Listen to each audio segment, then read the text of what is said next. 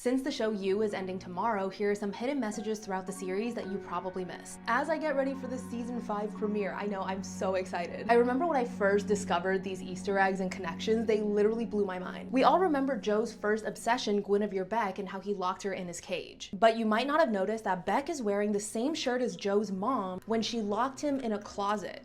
Nothing in the show is a coincidence. This hints that Joe's obsession with Becks stems from mommy issues, especially from his mother abandoning him to start a new family. But it gets deeper. So we know Joe's mom and Beck are both wearing Nirvana shirts. The wife of the lead singer of Nirvana is Courtney Love, who becomes Joe's next victim, Love. What is Nirvana spelled backwards? A Navrin, the place where Joe meets Love and where Love works. This all represents how Love is the opposite of both Joe's mom and Beck. Instead, she's the mirror image of Joe himself. And we know how he can't confront his own flaws, so Love is kind of there to force him to face the dark side of himself, and that'll come back later. Because if Joe and Love are the same, then we have to think back to the book that Beck wrote at the end of season 1.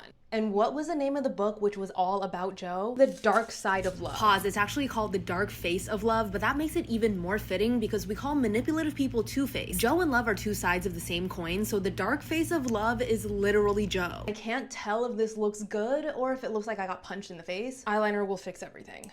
I think the dynamic of Joe, Beck, and Love is the most fascinating for me out of the series. And one of my favorite Easter eggs from You is the name of the poison that Love used on her ex-husband and on Joe. A poisonous plant called aconite, also known as wolfsbane. And what did Joe and Love always say to each other? I wolf you.